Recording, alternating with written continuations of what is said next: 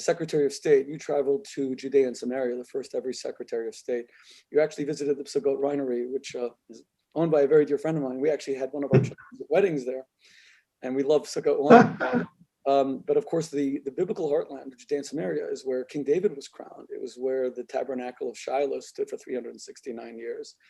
And for you, as America's top diplomat, to help connect the Jewish people with that ancient homeland is something for which we will always be so grateful. I don't think we've ever seen friendship towards the Jewish state coming from an American Secretary of State as we did with you. In fact, we didn't.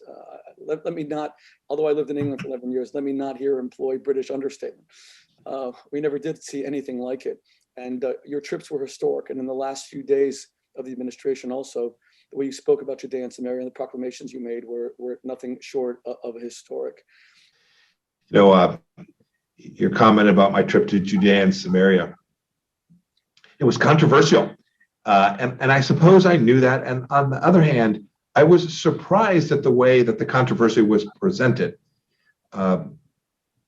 It was really important that an American Secretary of State go there for scores of reasons, but not because it was controversial, but because it's simply the right thing to do. One of the things that we did, and your point about the Warsaw Gathering, which really laid the foundation for the Abraham Accords, right? It was a place where we had nations, Gulf nations, come together with Israel in Warsaw, in this historic, important place. Warsaw was picked with great intention.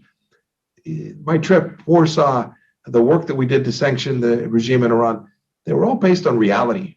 Not some fantasy about the way we like the world to be, but a deep recognition of the threats that are posed and the goodness that comes from our faith and our obligation to use that as that faith as an animating force to confront those evils.